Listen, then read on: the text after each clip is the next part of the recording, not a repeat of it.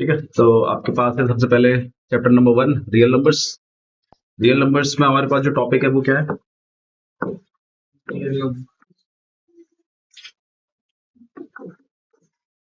सबसे पहले आपके पास ये वाला फॉर्मूला है HCF into LCM equal to n1 into, ठीक है। आपको एचसीएफ निकालना आना चाहिए, एलसीएम निकालना आना चाहिए, और आपको दो नंबर वो देगा ही साथ में। टोटल यहाँ पे कितनी चीजें? चार। तो चार में से कम तीन आपको वो देगा और एक आपको निकालना है, ठीक है। एग्जाम्पल एक ले लेते हैं। जैसे मान लीजिए अगर किसी की एक्सरसाइज का एक एग्जाम्पल लेना, स्पेशली क्वेश्चन जो इसमें ज्यादातर पूछा ही जाता है। एक वैरायटी ऑफ क्वेश्चन बताता हूँ मैं किस तरीके का क्वेश्चन आपको एग्जाम में दिख ही जाएगा, एमसीक्यू में स्पेशली। वो कुछ इस टाइप का है, ये वाला एग्जाम्पल नंबर क्वेश्चन नंबर 4। जैसे यहाँ पे 306 है, ठीक है, 306 और कितना आपके पास 657, ठीक है। इनका उसने आपको एचसीएफ बता रखा है, कितना है आपके पास 9, और आपसे क्या फाइंड आउट करने के लिए बोल रहा है? एलसीएम। इस टाइप का क्वेश्चन आपको एमसीक्यू में दिखेगा 100%। अब देखो इसमें वही वाली बात होगी ना कि एचसीएफ दे रखा है आपको कितना है 9, एलसीएम दे रखा है आपको कितना है, एलसीएम आपको निकालना ही है, और n1 कितना आपके पास 306 और यहाँ पे कितना है 657। फटाफट इसको सॉल्व कर लो और बताओ एलसीएम कितना बैठ, ठीक है। तो इस केस में आपको बेसिकली क्या करना है, फॉर्मूले में लगाना है आपको, एलसीएम को अकेला करना है, और एलसीएम जब आप अकेला करोगे तो 9 से आप कट कर लो और ये हो जाएगा आपके पास 7 9 63 और 9 3 27, ठीक है। भाई मल्टीप्लाई करिए कितना आ रहा है 233 2233, ये आपके पास आएगा 8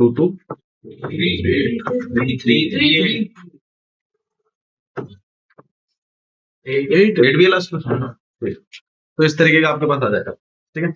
ये नेक्स्ट क्वेश्चन है, ये भी जबरदस्त क्वेश्चन है, ये आपको सेक्शन बी में दिखाई देगा, सेक्शन बी में आएगा अगर इस तरीके से पूछना पूछेगा, ठीक है। हालांकि इसमें स्टोरी क्वेश्चन भी आते हैं, ठीक है, जो हमने ऑलरेडी असाइनमेंट में कवर किए हुए, इसको देख लेते हैं।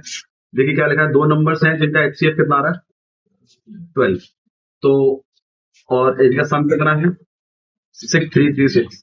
अब इसमें आपको ये चीज ध्यान रखनी है कि कभी भी अगर दो नंबरों का अगर आपको एचसीएफ बोल देता है तो जैसे आप पहले एक्स और वाई लेट कर लेते थे ना, वो एक्स और वाई लेट नहीं होंगे। आपका जो फर्स्ट नंबर है वो तो कितना बनेगा आपके पास 12x, और जो सेकंड नंबर है वो बनेगा आपके पास 12y, ऐसे बनेगा। मतलब ये 12 आना चाहिए आपका एचसीएफ, इसमें होना चाहिए। चलो ठीक, ठीक है, तो आपके पास 12x और 12y आना चाहिए दोनों में, ठीक है। और जब आपको वो बोल रहा है कि सब ये करना है तो ऑब्वियसली बात है आप 12x प्लस 12y और 636 इस तरीके से कर लो, ठीक है। तो 12 आपको कॉमन निकालना है, यहाँ हो जाएगा x प्लस वाई, यहाँ पर हो जाएगा 6336, फिर आप 12 से कट कर लोगे इसको, 12 5 60 और 12 2 24, और ये हो जाएगा आपके पास 12 8 76, ठीक है। तो x प्लस वाई मिला कर आएगा आपके पास 528। सॉल्यूशन जो मैंने करे हुए एक बार उसको देख लो, सेम मैच होना चाहिए, ठीक है। और 12 5 60 और 12 2 24 और 86 और 12 7 प्लस बोला है ना समय, ठीक है। अब आपको बेसिकली एक्स और वाई है आपके पास, एचसीएफ सभी लिखा है, प्रोडक्ट लिखा है क्या? प्रोडक्ट लिखा हुआ है, सम नहीं है भाई, यहाँ पे क्या है प्रोडक्ट। चला जवाब गलती और यहाँ, ठीक है। तो ये आपके पास है 12x into 12y equal to में कितना है 6336, ठीक है। तो आपको 12 से भी कट करोगे यहाँ पर, ठीक है, 12 से कट कर रहे हैं हम लोग, कितना आया था 528, फिर 12 से कट करोगे और यहाँ पर आ जाएगा 44, तो आपके पास एक्स वाई जो है वो कितना आ रहा है 44, ये याद रखिएगा, ठीक है। अब यहाँ पर एक्स और वाई जो होने चाहिए वो कैसे नंबर्स होने चाहिए, कोफ्रेंड, ठीक है भाई। देखो लिखा हुआ है सब कुछ, बार बार लिखने की जरूरत नहीं, आप यहाँ पार्टिसिपेट करो और आपके पास सोल्यूशन खुला होना चाहिए, इसलिए वो करवाया था, ठीक है। गाइड करें आप ताकि आपका रिवीजन ज्यादा हो, आप ना लिखें, आप लिखेंगे तो फोकस कैसे बनेगा, लिख लिया जितना लिखना था, अब ध्यान दो उसका, ठीक है। तो एक्स वाई कितना है आपके पास 44। अब आप बताइए मल्टीप्लाई करके दो नंबरों को 44 कैसे आता है। स्टार्टिंग से नहीं 22 से शुरू नहीं 1 से शुरू करें, एक नंबर को 1 रखना है, दूसरा वाला बताइए 44 को प्राइम्स है। हाँ ये सही है, तो आपके पास 2। नेक्स्ट वाला 22, क्या ये को प्राइम्स है, तो ये पेयर काउंट नहीं होगा, ये वाला पेयर काउंट होगा। ठीक है, नेक्स्ट वाला 11 into 4, क्या ये पेयर काउंट होगा, क्यों को प्राइम नंबर क्या होते हैं, जिनका HCF, ठीक है, जिनका HCF 1 होता है, मतलब जैसे कि आप 3 लिखा है या 5 लिखा है, क्या ये दोनों को प्राइम है, आंसर है yes, क्योंकि कोई और नंबर है ही नहीं जिनको काट सकता है। को प्राइम के लिए दोनों का प्राइम होना जरूरी नहीं है। देखिए जैसे 7 है और 8 है, 8 देखो प्राइम नंबर नहीं है, लेकिन ये दोनों मिलाकर अगर मैं बोलूंगा तो को प्राइम है, क्योंकि ऐसा कोई नंबर ही नहीं है जो दोनों को काट जाए। तो इन दोनों का HCF कितना है, 1 है। ठीक है, अच्छा ये बताइए क्या 8 और 9 को प्राइम है, बताओ, आंसर है यस। क्या ये दोनों प्राइम है, तो प्राइम को प्राइम का कोई रिलेशन नहीं है, इस बात को समझो। ठीक है, हालांकि जितने भी प्राइम नंबर है वो सारे के सारे को प्राइम हो जाते हैं अगर आप पेयरिंग देखोगे तो, क्योंकि उनका एक ही HCF होता है 1। लेकिन अगर कोई नंबर प्राइम नहीं भी है तो भी वो को प्राइम काउंट हो सकता है, आपको बस खाली इन दोनों का HCF काउंट करना है और वो 1 ही होना चाहिए, तो ये को प्राइम कहला जाते हैं। तो आपको को प्राइम नंबर ही पिक करने हैं, तो 1 और 44 को क्या हम पिक कर सकते हैं, आंसर है यस, बिल्कुल कर सकते हैं, ये आपका सही है। ठीक है, ये आप पेयर पिक करेंगे, ये वाला पेयर पिक करेंगे, 1 और 44, 1 और 44 का HCF क्या है, 1 ही तो है, लेकिन 2 और 22 का HCF क्या है, 2 है। ऐसा नंबर है जो दोनों को डिवाइड कर सकता है। ठीक है, अच्छा 11 और 4 इसको दिया था, 11 और 4, 11 और 4 को प्राइम है कि नहीं है, आंसर है यस, तो ये वाला पेयर भी काउंट हो जाएगा। अच्छा इसके अलावा और कोई पेयर है, ठीक है। अच्छा अब आप ये बोल सकते हो कि भैया वो 4 वाला भी तो हो जाएगा, क्योंकि मतलब उल्टे भी तो हो जाएंगे, हाँ बिल्कुल हो जाएंगे, 4 into 11, आप बोलोगे 22 into 2 भी तो हो जाएगा, या 44 into 1 भी हो जाएगा, ये भी तो है, उल्टे भी तो है। देखो बात वही नंबर पढ़ रहे हैं, ठीक है, तो आपके पास 2 ही पेयर्स हैं, तो इसका आंसर कितना है, याद रखिएगा। तो ऐसे सिर्फ खाली कितने पेयर्स हैं, 2 ही। ठीक है, देखो नेक्स्ट वाला जो क्वेश्चन है आपके पास एक इस तरह का क्वेश्चन भी आ जाएगा एग्जाम में, कि जैसे मान लो आपके पास N1 एक नंबर है जिसका प्राइम फैक्टराइजेशन है, ये वाला क्वेश्चन तो हर बार है, हर 3 साल से आ रहा है लगातार।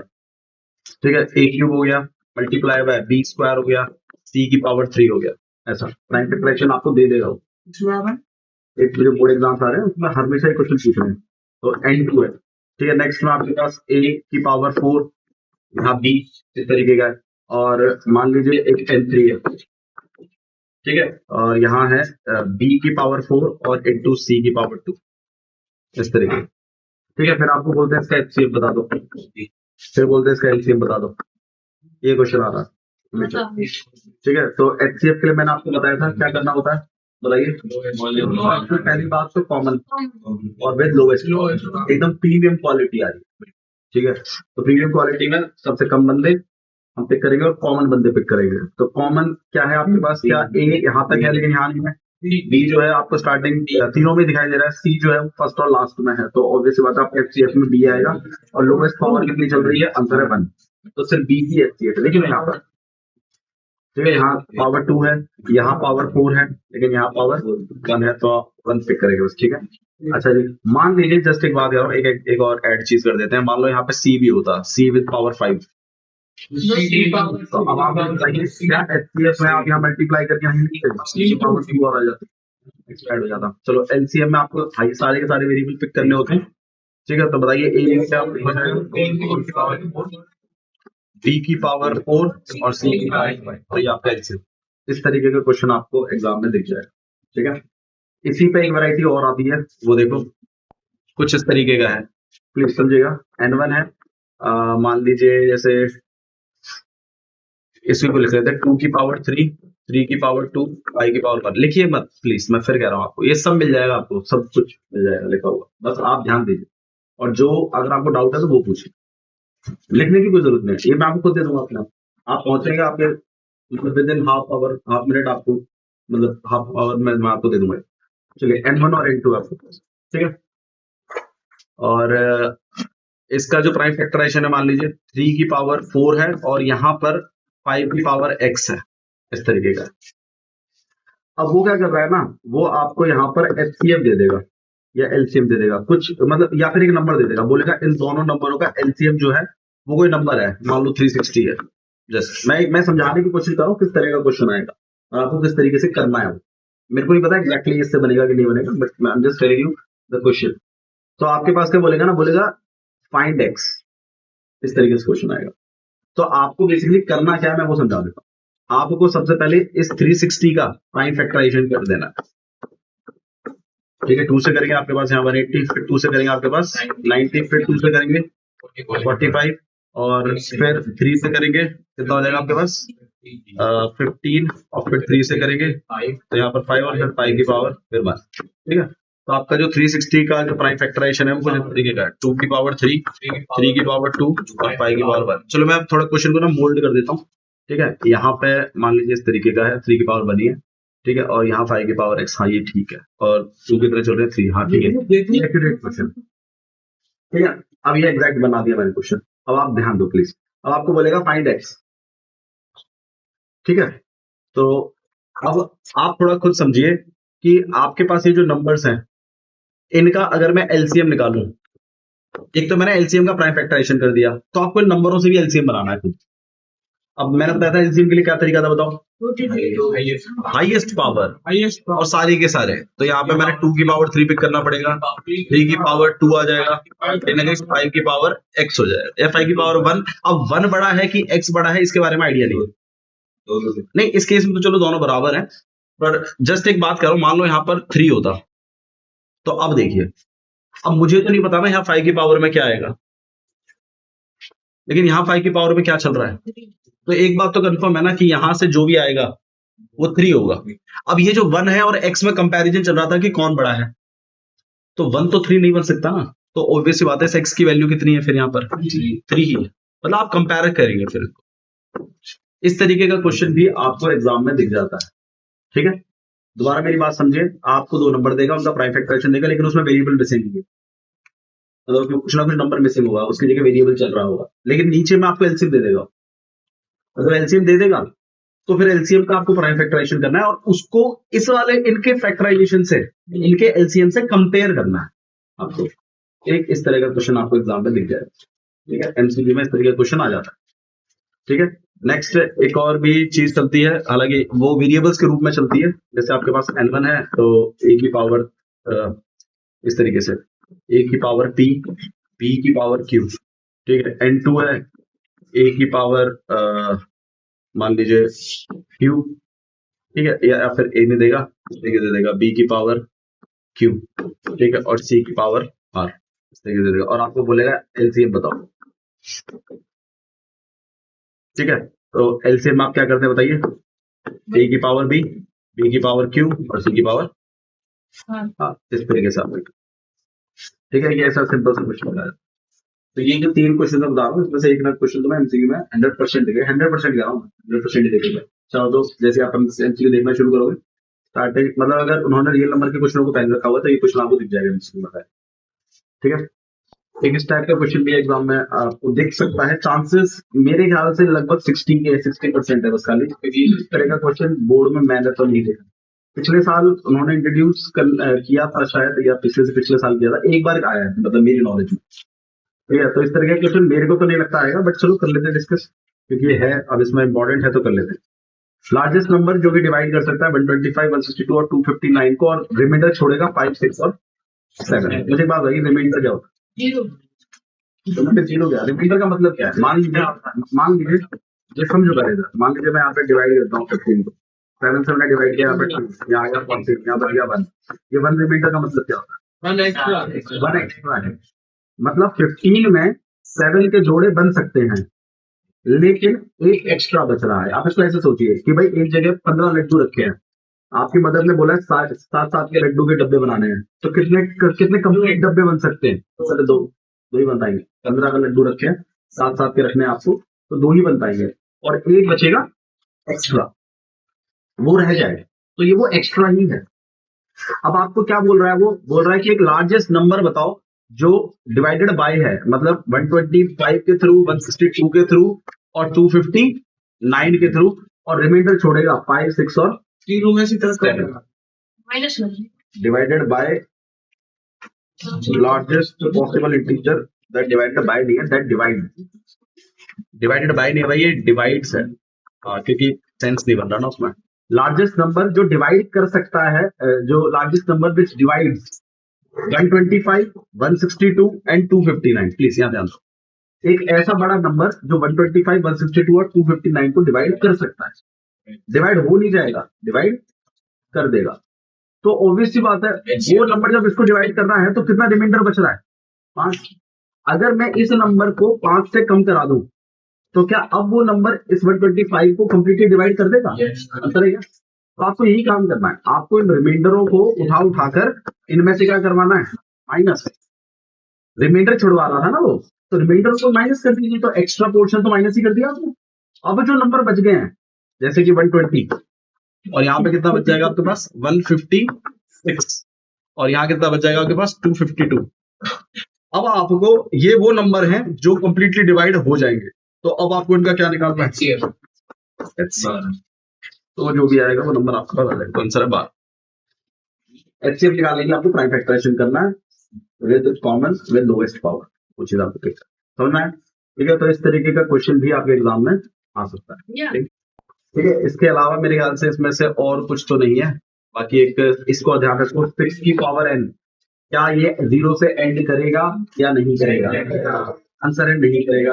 क्यों नहीं करेगा? क्योंकि इसमें 2 और 5 दिया है। बहुत बढ़िया। क्योंकि जो भी नंबर 0 से एंड होते हैं, जैसे मान लीजिए 100 है, आप इसका प्राइम फैक्टराइजेशन करेंगे ना, you will come to know कि कुछ इस तरीके का प्राइम फैक्टराइजेशन है। मान लीजिए 40 है या 400 है, जब आप इसका प्राइम फैक्टराइजेशन करेंगे तो आपको कुछ ऐसा पता चलेगा कि ये कुछ इस तरीके का है। तो जो भी नंबर 0 से एंड होते हैं उनमें 2 और 5 का जोड़ा दिखेगा आपको, उसके प्राइम फैक्टराइजेशन में 2 और 5 का जोड़ा जरूर आएगा, और जितनी बार 0 आएगा उतने जोड़े आएंगे। एग्जाम्पल के तौर पर, जैसे एक एग्जाम्पल दे रहा हूं, मान लीजिए यहाँ मैंने लिख दिया 9000 और मैं इसका प्राइम फैक्टराइजेशन करना चाहता हूं, तो मेरे को प्रॉपर प्राइम फैक्टराइजेशन करने की जरूरत नहीं है। इस बात को समझो, यहाँ 3 0 लिखे हुए हैं, तो 3 बार तो इसका आना तय है, आएगा ही। बाकी जो नंबर रह गया उसका प्राइम फैक्टराइजेशन कर दीजिए, तो इसके बाद 3 की पावर 2, तो ये इसका प्राइम फैक्टराइजेशन है, चाहो तो करके देखो। तो 0 से अगर कोई चीज एंड कर रही है तो उसमें 2 और 5 का आना अनिवार्य है, आएगा, कंपलसरी है, मैंडेटरी है, आएगा। लेकिन 6 की पावर n का जब आप प्राइम फैक्टराइजेशन करते हैं, अब आप बोलोगे 6 की पावर n का भी हमें कैसे पता चलेगा? अरे आप 6 का करो ना, n की टेंशन मत लो, अभी 6 का करो। 6 का प्राइम फैक्टराइजेशन क्या होता है? 2 into 3। अब आपको भी पता है मल्टीप्लाई पे जब पावर लगी रहती है दोनों को बढ़ जाती है। अब आप बताइए, क्या ये 2 की पावर 5 वाला कुछ सिस्टम है इसमें? 2 की पावर मतलब 2 की पावर n और 5 की पावर n वाला कुछ सिस्टम है इसमें? तो इसमें तो नहीं है, इसमें तो 2 और 3 चल रहे हैं। तो क्या ये नंबर कभी 0 से एंड करेगा? नहीं करेगा। तो 0 से एंड करने के लिए 2 और 5 का होना जरूरी है। भैया हाँ, लिखना पड़ेगा, वो थोड़ी सी इंग्लिश आपको ठोकनी पड़ेगी। भाई ये चीज आपको करवानी है। √5 इज इरेशनल नंबर। क्वेश्चन जो है इसमें इस तरीके का आएगा कि √5 एक इरेशनल नंबर है, इस बात को कर दो।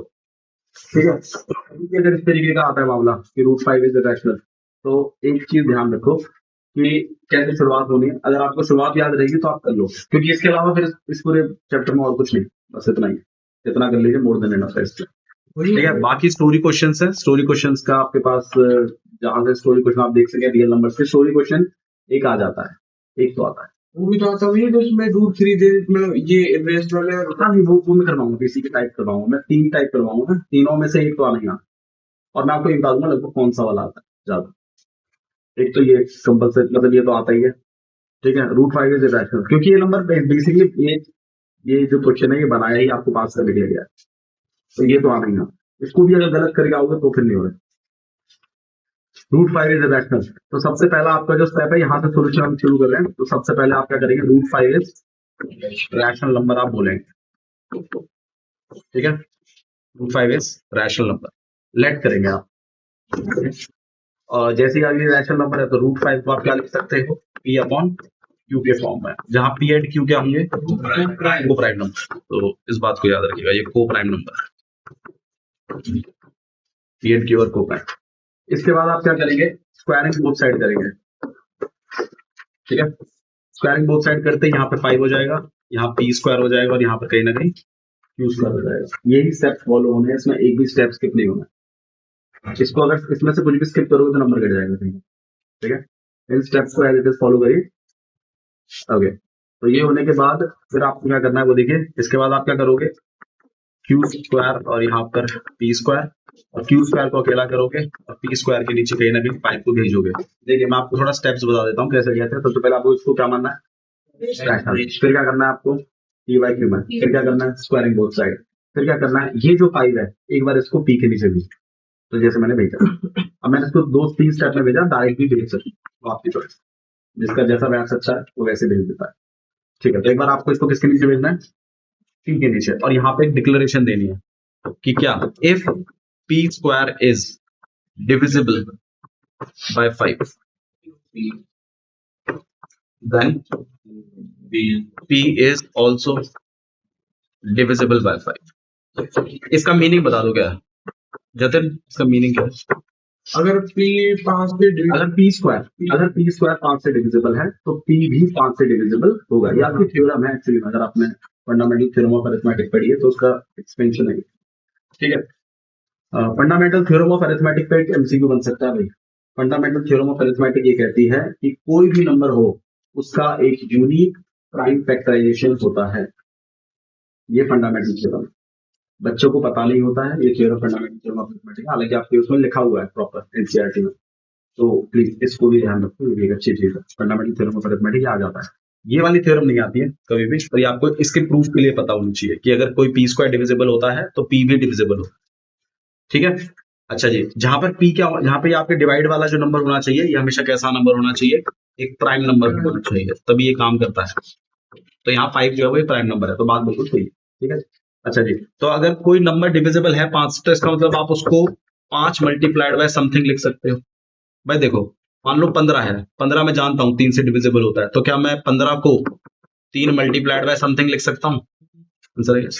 तो कोई भी चीज अगर किसी से डिविजिबल होती है तो आप उसको वो चीज मल्टीप्लाइड बाय कुछ लिख सकते हैं। तो मैंने लिखा है, तो मैंने पी को क्या लिखा है 5 इंटू ए, ठीक है। जहां ए क्या है, ए इज एनी नंबर, ए कोई नंबर है, ठीक है। ये करने के बाद फिर आप इसको पुट करेंगे इसमें, तो हम यहाँ पे लिखेंगे तो क्यू स्क्वायर, पी की जगह आप क्या लिख दोगे 5a का होल स्क्वायर, यहाँ पर 5, यहाँ पे आपने 25 बना दिया, यहाँ ए स्क्वायर, यहाँ 5, यहाँ क्यू स्क्वायर, 5 से आपने इसको काट दिया 5, यहाँ पे क्यू स्क्वायर के नीचे चला गया 5, और यहाँ आ गया ए स्क्वायर। फिर आप यहाँ पे दोबारा लिखोगे Q square is divisible by 5, ठीक है।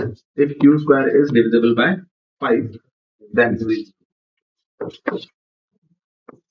क्यू इज डिविजिबल बाय 5, ठीक है। और फिर आप Q को भी कहीं ना कहीं 5 इंटू समथिंग लिखवा दोगे।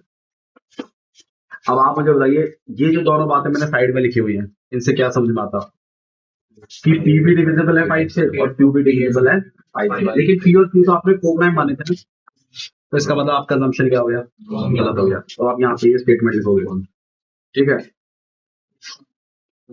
फ्रॉम, आप इसको इक्वेशन फर्स्ट इक्वेशन सेकंड बना सकते हो, वरना यहाँ पे डायरेक्ट बोल सकते हो from above equations, from above equations you can say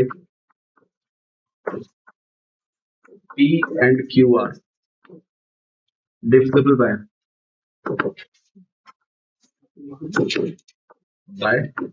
5, but we already assume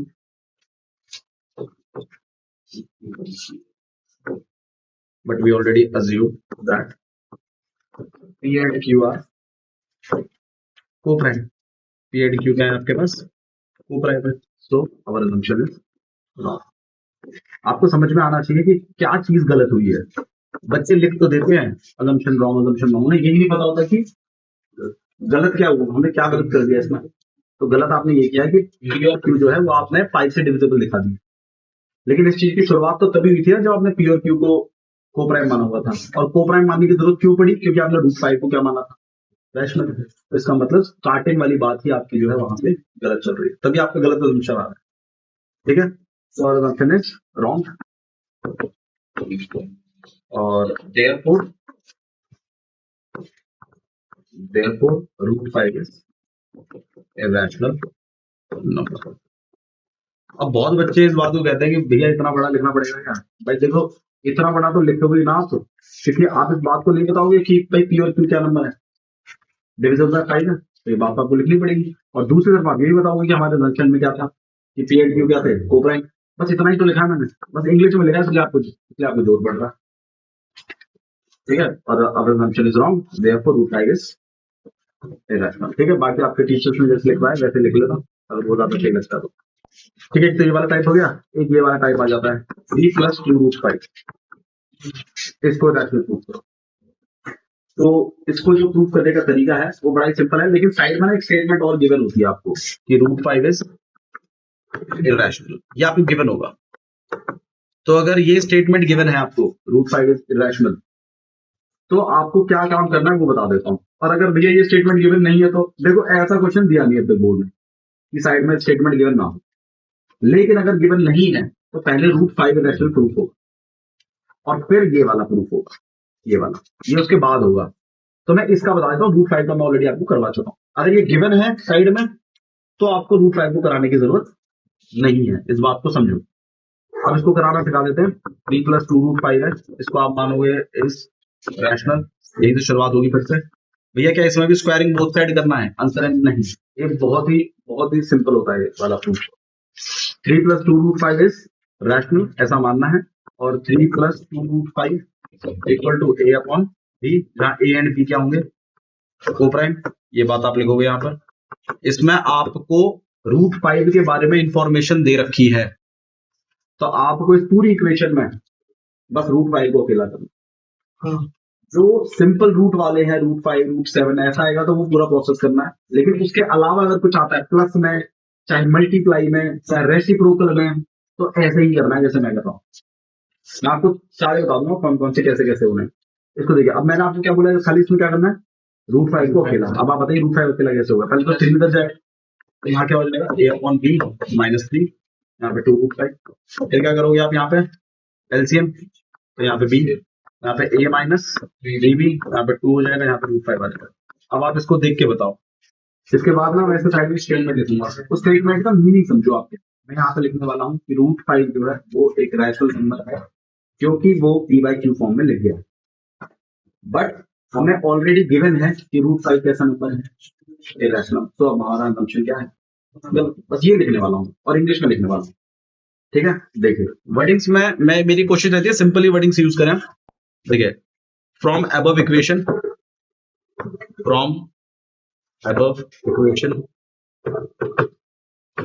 we can say √5 is irrational, √5 is rational। हाँ भाई, क्यों रैशनल नंबर है बताओ। From our equation we can say √5 is rational number. क्यों कह सकते हैं rational number है, बताओ। क्योंकि √5 किस में लिख गया है, p/q फॉर्म में। Because √5 is written in p/q form, but it is given √5 is irrational number। √5 कैसा नंबर है, एक irrational। So our assumption is wrong, therefore 3 + 2 √5 भी कैसा नंबर है, एक irrational नंबर है, ठीक है। एक बात को ध्यान रखिएगा, ये वाला पार्ट जो है ये सब में सेम रहेगा। अभी मैं जितने भी क्वेश्चंस करा रहा हूँ वो सभी इसी टाइप से होते हैं, ठीक है। देखिए बहुत बच्चे कहते हैं कि भैया इसको कैसे करेंगे, ये वाला नहीं होता उनसे, भैया इसको कैसे करेंगे, पता नहीं भैया इसको कैसे करेंगे। इंग्लिश के लिए चैलेंज है भाई, मैं कह रहा हूँ ये सारे इसी तरह से होंगे। आपको इस सब में ही रूट वाली वैल्यू को क्या करना है, अकेला इसी तरीके से होगा, ठीक है। देखिए मैं करके दिखाता हूँ आपको। इन सब में मैं आपको रूट की वैल्यूज को धीरे धीरे अकेला करके दिखाता हूँ। जैसे मान लीजिए यहाँ पर a/b मान लिया, अब आप बताइए या तो रेसिप्रोकल कर दीजिए या तो क्रॉस मल्टीप्लाई करा दीजिए। a/b है, ठीक है। तो यहाँ पे हो जाएगा √2, यहाँ पे क्या हो जाएगा आपके पास, ये √2, यहाँ हो जाएगा b/x। अब इसके बाद वही ड्रामा कर देना, यहाँ ये तो हो गया, ये लिख देना है सब आप। From above equation we can say that √2 is written in p/q form. हाँ सॉल्व क्या करेंगे इसमें, तो सॉल्व करेंगे स्क्वायरिंग बोथ साइड मैं क्या बोल रहा हूँ, सुनो इधर भाई, प्लीज प्लीज प्लीज। इस क्वेश्चन में साइड में ये गिवन होगा, रूट टू इज इररेशनल, तू इसको इररेशनल करा, ये लिखा हो। तो मैं बस वही बताऊँ इसको कैसे कराते हैं, रेसिप्रोकल करना है बस आपको, और फिर उसी स्टेटमेंट को यूज कर देना यहाँ पर। अगर ये स्टेटमेंट गिवन नहीं है, अगर ये स्टेटमेंट गिवन नहीं है, तो आपको पहले रूट टू को इररेशनल प्रूव कराना और फिर इसको कराना। भैया यही ना करा दें, यही रेसिप्रोकल करके फिर शुरू कर दें, हाँ वो आपकी मेंटालिटी है, आपने दोनों को एक साथ मिक्स कर दिया, चले ठीक है। अब मान लीजिए अगर मैं इस तरीके से दे दूंगा क्वेश्चन, तो मान लो मैं इसको बोलूँ रैशनल प्रूफ कराने के लिए, तो आप इसको पहले ए बाय बी मानोगे ना, रैशनल मानोगे, फिर क्या करोगे, इसको रेसिप्रोकल कर दोगे, तो यहाँ पर हो जाएगा 3 + 2 √5, यहाँ कितना हो जाएगा बी अपॉन ए हो जाएगा ना, और फिर आप √5 को अकेला करेंगे, 3 को उधर फेंकेंगे, तो यहाँ हो जाएगा बी/ए -3 + 2, और फिर आप यहाँ पे ए, यहाँ पे 2 आ जाएगा, यहाँ पे बी -3a, और यहाँ पे आपके पास रूट, बस फिर वही ड्रामा चालू फिर से, ठीक है। अच्छा जी, एक इसमें जो मतलब, हालांकि ऐसा क्वेश्चन अभी तक उन्होंने मतलब एक बार ही पूछा है, बाकी फ्रीक्वेंटली नहीं पूछ रहे हैं वो जिस तरह के क्वेश्चन को, वो थोड़ा बता देता हूँ मैं, ये वाला जिसमें दोनों पे रूट होता है। इस टाइप का क्वेश्चन बोर्ड एग्जाम में एक बार ही आया है, आप उसको देखिएगा, जो मतलब एमटीजी में जो ईयर्स दिए हुए हैं उसमें एक ही बार देखा है मैंने कि उस तरीके से है। तो इसको कैसे करते हैं वो एक बार देख लीजिए, A/B है। बताओ भाई, इनमें तो दिक्कत नहीं है ना, ये सिस्टम मेरे ख्याल से क्लियर होगा। अच्छा, इसका बताना कैसे करोगे, अगेन रेसिप्रोकल रूट टू का, और क्या होना, बच्चे क्या करते हैं, इसमें भी स्क्वायरिंग बोथ साइड चल रहा होगा। अरे नहीं, कीप इट सिंपल, इसको करिए, अगर गिवन है तो पहले इसको कर दो, फिर इसको कर दो, इसी तरीके से जैसे करते हैं। थोड़ा लंबा हो जाएगा लेकिन आपके स्टेप्स बड़े क्लियर रहेंगे, हाँ ऐसे करना। इसका बताइए, इसमें ना आपको साइड में गिवन होगा कि √2 रैशनल है, कि √3 रैशनल है, कि √6 रैशनल है, 3 तरह से ये क्वेश्चन बनता है, ठीक है। मैं आपको ऐसा बताता हूँ कि जो बड़ा सिंपल सा रहेगा, आपको क्या करना है, जो भी गिवन है वो चीज आपकी इक्वेशन में बननी चाहिए।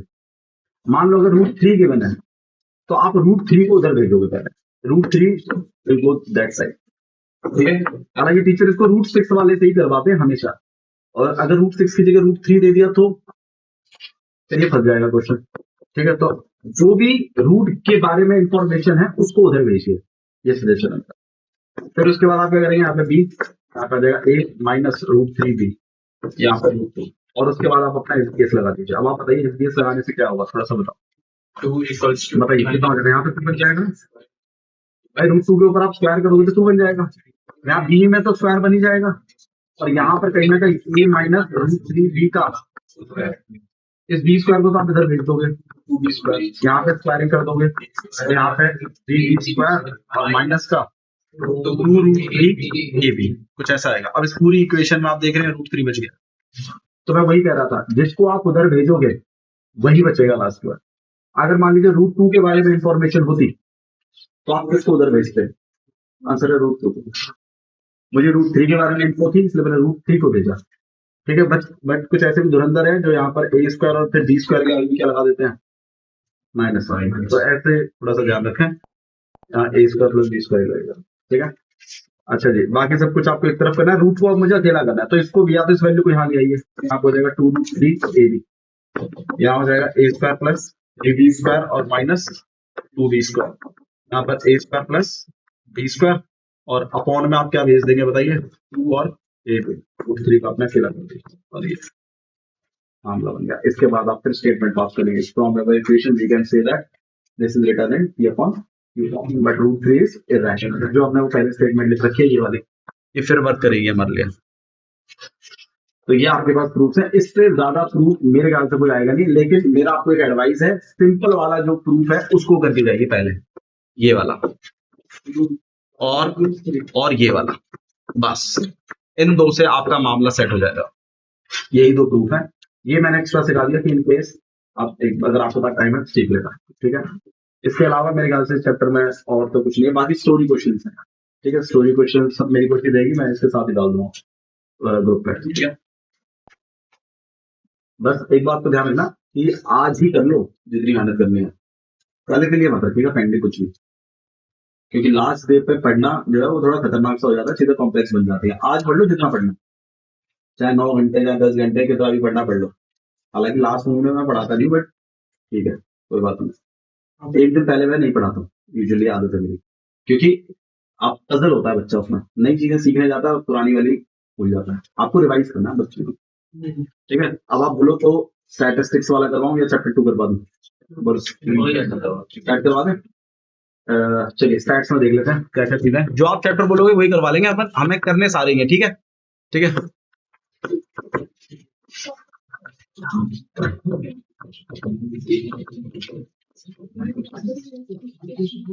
ठीक है, स्टैटिस्टिक्स में बताइए सबसे पहले आपको क्या सीखना था?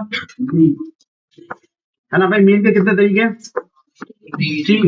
ये निकालने के 3 तरीके हैं। सबसे पहला डायरेक्ट मेथड, डायरेक्ट, अज्यूम और स्टेप, ठीक है। ध्यान रखिएगा एग्जाम पॉइंट ऑफ व्यू से डायरेक्ट और अज्यूम ही इंपॉर्टेंट है, स्टेप डेविएशन पे काम नहीं है, ठीक है। एक क्वेश्चन जो इसमें से एमसीक्यू में निकल के आता है वो बता देता हूँ। क्लास मार्क्स का फॉर्मूला ये आता है। क्लास मार्क्स का फॉर्मूला क्या बताइए? Upper limit plus lower limit upon, और एक होता है class size, upper limit minus lower limit, वो रेंज। रेंज का मतलब होता है कि डेटा जो है कितने से कितने के बीच में है। एग्जाम्पल के तौर पर चलो मैं क्लास इंटरवल में समझा दूंगा, ठीक है। चलिए क्लास साइज के बारे में बात कर लेते हैं। क्लास साइज का मतलब होता है, मतलब highest value minus lowest value होता है। नहीं, highest value minus lowest value range होता है, ठीक है। क्लास साइज जो होता है उसका मतलब होता है upper limit minus lower limit. इसमें डिवाइड बाय 2 नहीं होता। बच्चे इसी में परेशान रहते हैं इन 2 फॉर्मुलों को लेके बनाने के, ठीक है। तो इस बात को ध्यान रखिएगा, इस पे एक एमसीक्यू बनता है, एक एमसीक्यू इस पे भी आता है, ठीक है। अच्छा जी, एक और मैं थोड़ा सा इसके एमसीक्यू को डिस्कस कर देता हूँ। एक एमसीक्यू और भी आता है कि एक ऑब्जर्वेशन दिए हुए हैं और हर ऑब्जर्वेशन जो है वो 2-2 से बढ़ा दिया गया है। एग्जाम्पल के तौर पर मान लीजिए यहाँ 2 है, यहाँ 4 है, यहाँ 6 है, यहाँ 8 है, यहाँ 10 है, ठीक है, और ये 5 है। फिर मैंने बोला कि नहीं यार, मेरे को पता चला कि जो है ना ऊपर से ऑर्डर आया है कि जी एक एक नंबर और बढ़ा दो बच्चों के, सब में सबके नंबर बढ़ा दीजिए एक एक, ठीक है। 12 नंबर का क्वेश्चन, 12 नंबर का एक टेस्ट हुआ, उसमें बच्चों के नंबर आए। बोला कि ऊपर से ऑर्डर आया, नीचे एक क्वेश्चन आपने गलत कर दिया, एक एक नंबर बढ़ाओ सबके, तो एक नंबर बढ़े तो इसके 3 हो गए, ठीक है, इसके 7 और इसके 9 और इसके, ऐसा हो गया। अब आपसे बोलता है मीन में बताओ क्या फर्क पड़ेगा मीन में, तो आंसर है मीन भी 1 से बढ़ जाएंगे। मान लीजिए अगर इनका मीन, अच्छा वैसे मीन का फॉर्मूला क्या होता है? Sum of observation divided by number of observation, है ना। यहाँ कितना है? 12, ये कितना है? 12, 24 और ये 30 अपॉन में 2 काट के कितना आएगा आपके पास? ये सॉरी कितना है? 5 है ना, 5 यहाँ पे आएगा आपके पास 6, तो 6 आपका क्या है? मीन, ठीक है। लेकिन अगर इसके मीन की बात हो इस वाले की, तो इसका मीन आएगा 7। क्यों बताओ? एक से बढ़िए सारे ऑब्जर्वेशनों को आपने, तो एक क्वेश्चन इस पे भी आ जाता है, ठीक है। इस बात को याद रखिएगा। तो मतलब मीन मतलब आप सारे ऑब्जर्वेशनों के साथ जो कर रहे हो वो कहीं ना कहीं आपके मीन के साथ भी होता है। ये बात है सीखने की, ये आपको सीखना है। चलिए तो मीन के लिए भैया हमें कौन से वाले मेथड को फॉलो करना चाहिए? आपका अगर आप याद रख सकते हो तो अज्यूम कर लो, वरना डायरेक्ट मेथड तो काम करता ही होता है हमेशा। भैया एक्यूरेट आंसर किससे आता है? एक्यूरेट आंसर डायरेक्ट मेथड से आता है, ये बताता हूँ आपको, ठीक है। भैया फिर डायरेक्ट मेथड की जगह अज्यूम पे चल रहा है। अज्यूम इसलिए चल रहा है क्योंकि ये कैलकुलेशन में थोड़ा इजी था। एक क्वेश्चन करवाऊं इसका, ठीक है। फॉर्मूला आपको पता होना चाहिए। नहीं एक छोटा सा क्वेश्चन करवा लेते, ज्यादा बड़ा नहीं, छोटा सा क्वेश्चन, ठीक है। क्लास इंटरवल 0 से 10, 10 से 20, 20 से 30 और 30 से, हम लोग बस चीजों को रिवाइज कर रहे हैं, ठीक है। क्वेश्चन आपको कहीं और से देख लेना, कोई दिक्कत नहीं। तो यहाँ पे एक ऐसा ही फ्रीक्वेंसी लिख देते हैं हम, जैसे मान लीजिए 2 है, यहाँ पे 3 है और ये 4 है, यहाँ 1 है, इस तरीके का 2 3 4 1, ओके। अब मेरे को कोई बोले कि इसका क्या कैलकुलेट करो, मीन किसके मैथड से बताइए? डायरेक्ट। तो आपको सबसे पहले क्या निकालना है? एक्सआई। एक्सआई का बताइए, एक्सआई मतलब क्या होता है? मतलब क्या होता है? क्लास मार्क, क्लास मार्क को मिड वैल्यू भी बोलते हैं। फॉर्मूला होता है upper limit plus lower limit divided by 2। तो अपर लिमिट ये है, लोअर लिमिट ये है, ठीक है, तो upper limit minus upper limit plus lower limit 10 upon 2, तो यहाँ पे 5। तो या फिर आप ये भी समझते हो 0 और 10 के बीच की वैल्यू बतानी है, 5। 10 और 20 के बीच की वैल्यू 15, इधर 25, इधर 31। तो आपको फिर निकालना है F I X I. F I X I के लिए आपको यहाँ पे हो जाएगा 10, यहाँ कितना हो जाएगा 45, यहाँ कितना हो जाएगा 100, यहाँ कितना हो जाएगा 35। फिर आपको निकालना है summation of F I X I. So और इसको बोलते हैं समीशन ऑफ एफ आई। चलिए, summation of F I X I बताइए, टोटल करके कितना हो गया आपके पास? तो नहीं हुआ, तो अकेला यही है। यहाँ पे हो जाएगा आपके पास 80 और 90, 190 मेरे ख्याल से, है ना, 190 हो जाएगा। और फिर यहाँ पे प्लस करेंगे तो यहाँ हो जाएगा 10। तो मीन का जो फॉर्मूला है वो है summation of F I X I upon में समीशन ऑफ एफ आई। तो ये हो जाएगा 190 अपॉन में 10, 0 0 काट दिया, 19 is the mean using this method. ठीक है, प्लीज यहाँ ध्यान दीजिए, और जो कैलकुलेशन लगे वो पार्ट करिए बस। ठीक है, जो आपको लगे मेरे को जरूरत पड़ेगी कैलकुलेशन की, वो आप करके दे दीजिए पास, जिससे थोड़ा सा स्पीड बन जाए। ठीक है, क्लियर है यहाँ तक? अब इसी में हम लोग वो सोर्स सीख लेते हैं, अज्यूम वाला। ठीक है, अज्यूम वाले में क्या रहेगा? अज्यूम वाले में आप एफ आई एक्स आई नहीं निकालते हैं, बल्कि क्या निकालते हैं? D I. देखिए किस तरीके से काम होता है इसमें। क्लास मार्क है, फ्रीक्वेंसी आपको गिवन होगी, एक्स आई आप बनाओगे, एक्स आई में से फिर आप एक मीन को अज्यूम कर लेते हो। मान लीजिए मैंने यहाँ 15 अज्यूम किया है। देखिए एग्जैक्ट मीन आप भी निकाल चुके हो, कितना है? 90। बात ध्यान रखिएगा, मैं अज्यूम मीन का फॉर्मूला लिख देता हूँ। फॉर्मूले याद होने चाहिए भाई प्लीज।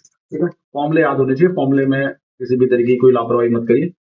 ठीक है, तो इसका फॉर्मूला होता है A plus summation of F I D I upon में समीशन ऑफ ये फॉर्मूला। ठीक है, ओके। तो यहां पर आपको बनाना है D I. D I stand for difference. Difference किसका? एक्स आई और ए का। एक्स आई और ए का आप डिफरेंस निकालेंगे। तो बताइए 55 में से 50 माइनस से निकल आएगा माइनस का 10।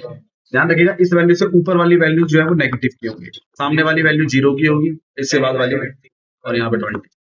ठीक है, फिर आपको क्या करना है? फिर आप जो पहले एफ आई एक्स आई निकाल रहे थे ना, अब आप निकालेंगे एफ आई डी आई।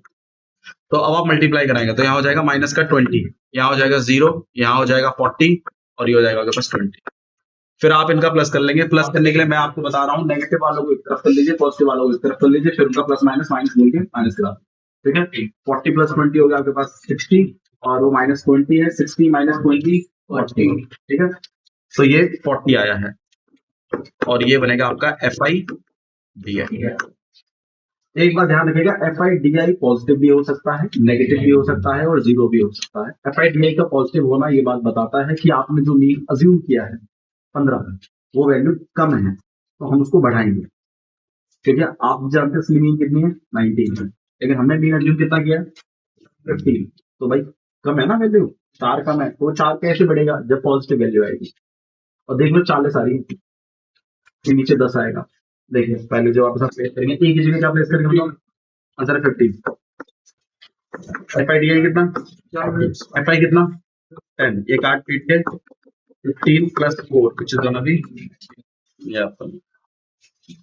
ये तरीका है करने का, इसे गलत नहीं करना।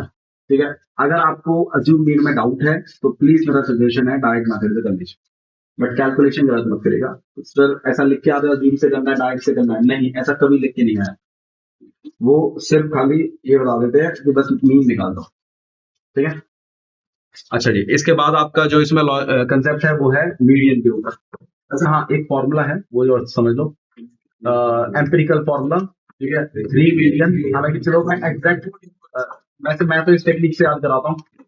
3 मीडियन इक्वल टू 2 मीन और प्लस 1 मोड। प्लीज मैं इस तरीके से याद कराता हूँ क्योंकि ये तरीका 2 तरीके से बैठता है। 3 इक्वल टू 2 प्लस 1, एक तो ये तरीका है। और ऐसे भी आप याद कर सकते हो, जो बड़ी स्पेलिंग है वो 3 के साथ जारी है। ठीक है, मोड 1 के साथ है, 1 मोड इन अ लाइफ। और 2 मीन, ये एक बहुत ही कॉमन वर्ड है जो काफी यूज करते हैं लोग दूसरों के लिए।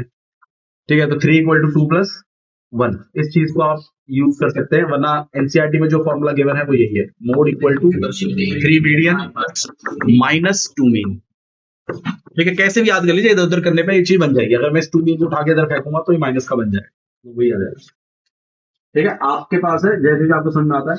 लेकिन इस फॉर्मूले से मीन मीडियन मोड अगर आपको डेटा गिवन है तो आप इनके थ्रू नहीं निकालें, वो जो स्टेप जो तरीके हैं वो उनके थ्रू निकलेंगे। अगर डेटा गिवन नहीं है, मीन मोड दे रखा है, एम्पिरिकल फॉर्मूला पे 1 नंबर का क्वेश्चन उधर बनेगा एमसीक्यू में। ठीक है, प्लीज एमसीक्यू क्वेश्चन को थोड़ा समझिए किस तरह से क्वेश्चन आ रहे हैं। वो जो 20 क्वेश्चन है उसमें से अगर तुमने 16 मार दिए क्वेश्चन, 16, ठीक है, 16 या 18, 20 के बस 20 के लिए वो तो भाई 100 के लिए जा रहा है। ठीक है, लेकिन अगर आपने 16 पे स्कोर कर दिया, मैं कह रहा हूँ बाकी सेक्शनों में कम आत्मा चलान पड़ेंगे जितने ही सही होंगे। इस बात को समझो। ठीक है, तो mode equal to 3 median minus 2 mean, ये फॉर्मूला याद करिए, वो वाला याद करिए, आपकी चॉइस है। चलिए मोड और देख लेते हैं। मोड के लिए सबसे इंपॉर्टेंट चीज क्या है? Model class.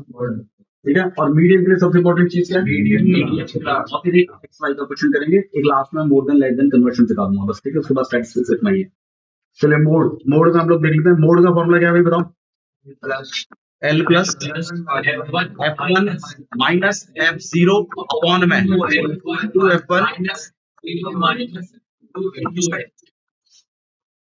एक तो ये चीज फॉर्मूले को याद रखने की एक टेक्निक आप ऐसे भी याद रख सकते हैं, ऊपर ऊपर छोटी वैल्यू आएगी, नीचे बड़ी वैल्यू आएगी, इस तरह से। ठीक है, मतलब इस तरीके से देखो ना, नीचे ज्यादा चीजें लिखी हैं, ऊपर कम चीजें लिखी हैं, ऐसा।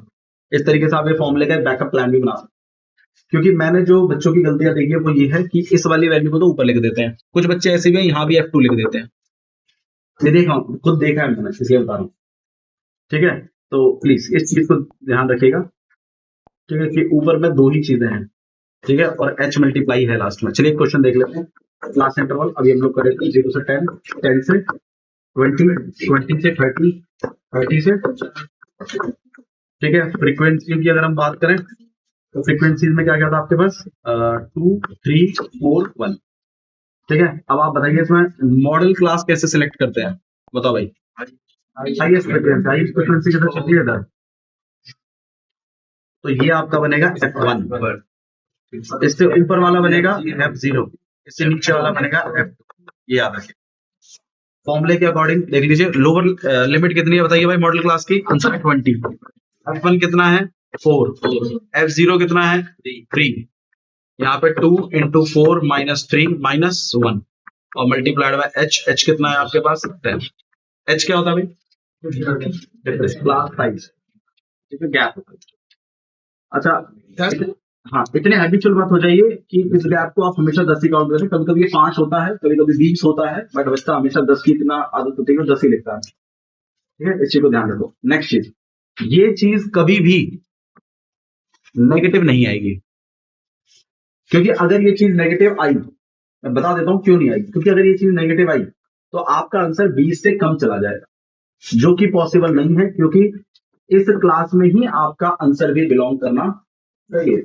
मोड हमेशा मॉडल क्लास में होता है, यहां पर आप लिखेंगे और मॉडल क्लास है। अगर एक ही डेटा में मीन भी पूछ ले, मीडियन भी पूछ ले और मोड भी पूछ ले, मेरा आपको सजेशन है अलग अलग टेबल बनाए तीनों के, अपना अलग अलग करें, थोड़ा फास्ट करें। ठीक है, एक ही टेबल में तीनों कामों को कर रहे हैं आप, वो वैसा ना करें, वो कहीं गलती करा सकता है, आपको दिक्कत होती है उसमें। ठीक है, चलिए यहाँ पे 20, तो ठीक है, ये चीज कभी नेगेटिव नहीं आएगी, ध्यान रखिए। अगर नेगेटिव आ रही है तो करेक्ट करिए, और आपका आंसर 20 से 30 के बीच में ही आना चाहिए, क्योंकि 20 से 30 आपकी क्या है? Model class. ठीक है, तो यहाँ पे हो जाएगा 1, यहाँ पे हो जाएगा आपके पास 8 और यहाँ -4 और multiply by 10, this gonna be 20, 1 upon में 4 और इंटू में 10, और 4 से आप इसको कट कर लेंगे, यहाँ पे जाएगा 2.5 और आपका आंसर हो जाएगा 22.5। 22.5 आपका क्या 20 से 30 के बीच में आता है? बिल्कुल सही। भैया अगर यहाँ में जैसा है बीच में डिफरेंस निकालने में दिक्कत आ रही हो, कभी पॉइंट वाला कुछ आपको यार वो जो पॉइंटों के नीचे पॉइंट चलता है, बताया तो माइनस वाला करिए, और कोई फॉर्मूला नहीं होता, कोई upper limit minus lower limit, और कोई फॉर्मूला नहीं, ऐसा कोई फॉर्मूला नहीं। ठीक है, ओके, तो ये आपके पास क्या हो गया? मोड। नेक्स्ट आपके पास मीडियन। मीडियन का फॉर्मूला, मीडियन के लिए सबसे इंपॉर्टेंट 2 चीजें होती है, एक तो मीडियन क्लास और एक सीएम। ठीक है, चलिए क्लास इंटरवल बना लेते हैं। क्लास इंटरवल है 0 से 10, 10 से 20, 20 से 30, 30 से 40। ठीक है, फ्रीक्वेंसी की अगर हम बात करें तो ये आपके पास 2, 3, 4, 1। ओके, और मीडियन बना रहे हैं हम लोग। मीडियन के लिए सबसे इंपॉर्टेंट चीज है पहले मीडियन क्लास, या चलो सीएफ लिख लेते हैं पहले। सीएफ का प्रोसीजर क्या है बताओ? प्लस कर लो। पहला वाला सेम सेम, अगला वाला प्लस कैसे करते हैं? तो पहला वाला सेम, फिर 5 और यहाँ पे 10, इस तरीके का रहेगा। ठीक है, फिर आपको क्या निकालना है? Median class. अब आप बताइए मीडियन क्लास कैसे निकालते हैं? Summation of F I upon 2 से बड़ा सीएफ चाहिए मुझे। तो बताइए ये फ्रीक्वेंसी तो आप भी करते आए हो, तीसरी बार कर रहे हो, उससे ये 10 है। 5 से बड़ा सीएफ तो ध्यान रखिएगा ये होगा मीडियन क्लास। आ गया होगा मेरे ख्याल से। ठीक है, क्विक रिवीजन सही है एकदम। ठीक है, तो यहाँ पे मेरे ख्याल से 5th आ रहा है भैया। अगर ये डेसिमल में आ गया तो डेसिमल में बेशक आ जाए, लेकिन आपको उससे अगला सीएफ ढूंढना है, चाहे सेम वैल्यू भी दिख रही हो तो भी अगला ही ढूंढना है। ठीक है, तो ये होने के बाद आप यहाँ पे लिखेंगे जरूर, इस बात को ध्यान रखिएगा, क्योंकि बोर्ड एग्जाम में इंस्ट्रक्शंस रहती हैं कि अगर बच्चे ने मीडियन क्लास नहीं लिखा है तो नंबर डिडक्ट करिए हाफ। तो प्लीज यहाँ मेंशन जरूर करें मीडियन क्लास, मीडियन क्लास। ठीक है, इसके बाद फिर आपका फॉर्मूला क्या चल रहा है आपके पास? मीडियन का फॉर्मूला है आपके पास L plus N upon 2 minus CF। CF के ऊपर मैं एडवाइस करता हूँ हमेशा ब्रैकेट यूज करें। ठीक है, अपॉन F और मल्टीप्लाइड बाय H। एक गलती और है, यहाँ बच्चा समेशन ऑफ FI लिख देता है। समेशन ऑफ FI नहीं है, यहाँ F है। ठीक है, समेशन ऑफ FI नहीं है प्लीज। ओके, देखिए L का वैल्यू कितना है बताओ? 20। ठीक है, प्लस N मतलब समेशन, तो इसको N भी है, तो यहाँ हो जाएगा 10 अपॉन 2 CF। उससे ऊपर वाला 5 अपॉन 4 और मल्टीप्लाइड बाय 10। ठीक है, हालांकि ये तो 0 बनने वाला है, तो यहाँ 20 आएगा। तो 20 ही आपका क्या है? मीडियन है, और ये मीडियन क्लास से बिलोंग भी कर रहा है। ध्यान रखिएगा 20। हाँ, अच्छा देखो 20 वैसे दो जगह है, यहाँ पर भी है, यहाँ पर भी। भैया हमको इसमें डालेंगे 20 को। आंसर है अपर लिमिट्स में वैल्यू वो काउंट नहीं होती, वहां तक होता है, वो नहीं होता है। मतलब अगर मेरे से कोई बोले कि 10 लिखो, 10 कौन से क्लास में जाएगा, तो आंसर है इसमें जाएगा 10, ना कि इसमें। हालांकि 10 यहाँ भी लिखा हुआ है, लेकिन यहाँ इसमें काउंट नहीं होता। भैया अगर मान लो 44 लिखना है तो कहाँ लिखेंगे? देखो 44 का तो क्लियर पता चल रहा है ना, 40 से 50 में लिखेंगे आप। लेकिन अगर कोई बोले 40 कहाँ लिखेंगे, तो आंसर है 40 भी इसी में लिखा जाए, अपर लिमिट्स उसमें नहीं जाती। ठीक है, तो आपका 20 से 30 आना बिल्कुल सही है, ये बिल्कुल सही है। लेकिन अगर आपका मीडियम क्लास ये होता 10 से 20 वाला, और अगर आपका आंसर 20 आ रहा होता तो गलत है, क्योंकि 20 बेशक यहाँ लिखा है लेकिन काउंट इसमें होगा, रिमेंबर इसमें। ठीक है, ये हो गया आपके पास। अब आइए उसको और कर लेते हैं, मोर देन लेस देन और एक एक्सआई वाला है। हाँ, तो ये हमें वैल्यूज पे याद सी है। क्लास इंटरवल 0 से 10 से 20, 20 से 30 और 30 से 40। ठीक है, फ्रीक्वेंसीज हम इसमें मिस करा देंगे, फ्रीक्वेंसी है। हाँ भाई, यहाँ पे आपके पास 2, यहाँ पे 3, ये 4 नहीं काम करते, इसको x बना लेते हैं, इसको y बना लेते हैं, और इसको 1 बना लेते हैं। ठीक है, इस तरीके क्वेश्चन। और मैं आपको मीन दे रहा हूँ, मीन की जगह मोड दे देता हूँ। मोड दे देते, चलो मोड की वैल्यू कितनी थी थोड़ा बताओ, देख सकते 20 होगी, 22.5 हाँ, 22.5। समेशन ऑफ एफ आई मैंने आपको दे दिया। मोड से कर लीजिए, मीडियम से कर लीजिए, लेकिन मीडियम से ज्यादा, मीडियम से क्वेश्चन लगभग 5-6 साल से मीडियम से आता, बट ऐसा नहीं है कि मीडियम से ही आ सकता, मोड से ही आ सकता। ठीक है, तो 22.5। हाँ भाई, तो इसी से कर लेते हैं लॉग। अब आप बताइए, सबसे पहले तो यहीं पे 2 इक्वेशन बनेगी कि एक बनेगी, ये बताओ। चलो, एक किससे बनेगी? और एक बनेगी मोड से। तो मोड के फॉर्मूले से बनाएंगे, समेशन ऑफ एफ आई से। ठीक है, चलिए समेशन ऑफ एफ आई वाली इक्वेशन बना रहे हैं हम लोग। समेशन ऑफ एफ आई वाले से पहले जो फॉर्मेलिटीज है मोड की वो कर लेते हैं। हाईएस्ट फ्रीक्वेंसी चाहिए होती है, लेकिन फ्रीक्वेंसी ही नहीं पता है, तो हाईएस्ट फ्रीक्वेंसी कैसे बनाओगे? हाईएस्ट फ्रीक्वेंसी तो नहीं बना सकते आप, लेकिन मोड तो गिवन है ना, तो वो मॉडल क्लास से तो बिलोंग करेगा। भाई पार्टिसिपेशन करें प्लीज। ये वीडियो सिर्फ और सिर्फ आपके लिए बन रही है, इसलिए आप ही के लिए है। आप इससे पढ़ेंगे तो ज्यादा बेटर समझ पाएंगे, बाहर का कोई बंदा नहीं समझ पाएगा। ठीक है, क्योंकि आप दोबारा उसी चीज को देखेंगे। तो ये आपके पास क्या बन जाएगा? F1। ये क्या बन जाएगा? F0। ये क्या बनेगा? F2। मोड से आपका मॉडल क्लास जज हो जाएगा डायरेक्ट। एक्स वाई के क्वेश्चन में ध्यान रखिएगा, फ्रीक्वेंसी के थ्रू जज नहीं होता है, ना मीडियन क्लास ना मॉडल क्लास, यहां से जज होता है आंसर से। मीडियन है तो मीडियन क्लास डिनोट कर देते हैं, मोड है तो मॉडल क्लास बन जाती है सीधी। ठीक है, ये बनने के बाद फिर समेशन ऑफ एफ आई आपके पास 10 है। समेशन ऑफ एफ आई का मतलब क्या होता है भाई, इनका प्लस, तो प्लस लिख दीजिए 2 plus X plus Y plus 1 equal to 10। तो यहाँ पे x plus Y equal to कितना आ गया 7। ये आपकी पहली इक्वेशन।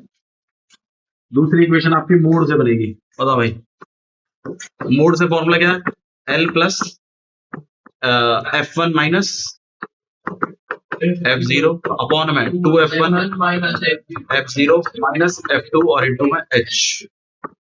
हाँ भाई L कितना है 20, F1 कितना है y, F0 कितना है x अपॉन में 2y x और F2 कितना है 1 मल्टीप्लाइड बाय h कितना है 10। मॉडल ये कितना है 22.5। ठीक है, तो चलिए इसको देख लेते हैं हम लोग। इधर लाके माइनस कर लीजिए, कितना हो जाएगा यहाँ पे 2.5। यहाँ पे हो जाएगा आपके पास y माइनस x, यहाँ पे हो जाएगा आपके पास 2y माइनस x माइनस 1 और इंटू 10 हो रहा है। याद रखें, अब आप चाहें तो क्रॉस मल्टीप्लाई करा लीजिए, ठीक है, वरना इस 10 को इधर ले आइए। अब आप बताइए कैसे करना चाहते हैं आप। 10 को अगर इधर लाओगे तो ये मतलब इस पॉइंट को उठा के आप यहाँ 10 लगा सकते हो, 5 से कटिंग कर सकते हो 5 और यहाँ हो जाएगा आपके पास 2। ठीक है, 5 से 1 बार और ये 2 बार, 2 2 जा, तो आपके पास कुछ ऐसा आएगा।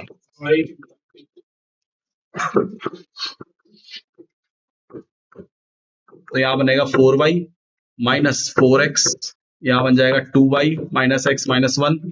चीजों को एक तरफ कर रहे हैं हम लोग, ठीक है, तो यहाँ पे आ जाएगा माइनस का 2y, यहाँ बन जाएगा आपके पास 3x, यहाँ बन जाएगा 1। कुछ इस तरीके की इक्वेशन आपके पास आएगी। ठीक है, 3x और बिल्कुल माइनस 2y और इक्वल्स टू 1। एक इक्वेशन ये है, एक इक्वेशन ये है, ये दोनों इक्वेशन है एलिमिनेशन मेथड से क्या हो जाएंगे सॉल्व, और कहीं ना कहीं x और y मिल जाएगा। ठीक है, वैसे देख लेते हैं क्योंकि ये क्वेश्चन हमने फ्रेम किया है, इतना सही है 3.6 बैठ रही है। वैसे डेसिमल में आती नहीं है वैल्यू।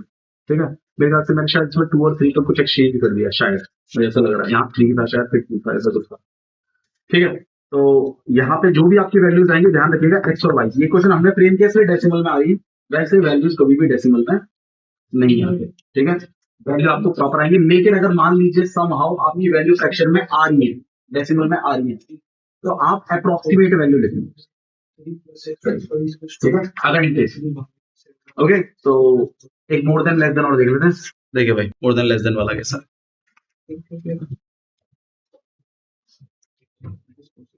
चलो भाई देखो मोर देन लेस देन में क्या है आपके पास कि इस तरीके से डेटा लिखा रहेगा।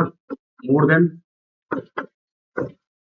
के साथ जो लिखा रहता है वो अपर लिमिट की लोअर लिमिट, लोअर लिमिट, हाँ, तो लोअर लिमिट्स लिख देते हैं। More than 10, more than 20, more than 30 and more than 40। ठीक है, और यहाँ पे उसी की फ्रीक्वेंसीज लिखी रहती है। ठीक है, मोर देन में सबसे हाईएस्ट फ्रीक्वेंसी सबसे ऊपर होती है, जैसे मान लीजिए यहाँ पे लेट इट बी 25 है, 17, फिर आपके पास 11 एंड देन आपके पास 7। ऐसे लिखा हमने। ठीक है, तो इसको नॉर्मल डेटा में कन्वर्ट करना है। नॉर्मल डेटा में कन्वर्ट करने के लिए आप सबसे पहले क्या यूज करते हैं, क्लास इंटरवल और फ्रीक्वेंसी। चलिए क्लास इंटरवल में आप बताइए क्या क्या चीज लिख सकते हैं। तो आंसर है 10, यहाँ पे 20, यहाँ 30 और ये 40। ये लोअर लिमिट्स हैं, तो लोअर लिमिट में लिखी जाएंगे। फिर उसके बाद अपर लिमिट्स, अपर लिमिट कितनी हो जाएगी भाई, यहाँ पे 20, यहाँ 30, यहाँ 40 और यहाँ 50। फ्रीक्वेंसीज का जो हिसाब किताब है मैं समझा चुका हूँ पहले आपको कि छोटी वैल्यू से शुरुआत होती है।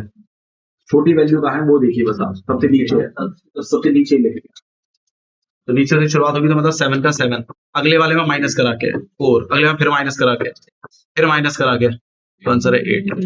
तो इस तरीके का मोर देन के साथ उल्टा रहता है, अगर मोर लिखा है तो लोअर लिमिट, लेस लिखा है तो अपर लिमिट, इस तरीके का कुछ। ठीक है, लेस देन वाला और देख लो इसी के साथ। ये नॉर्मल डेटा कन्वर्शन, और उसके बाद फिर आपको जो भी पूछेगा वो बता देगा।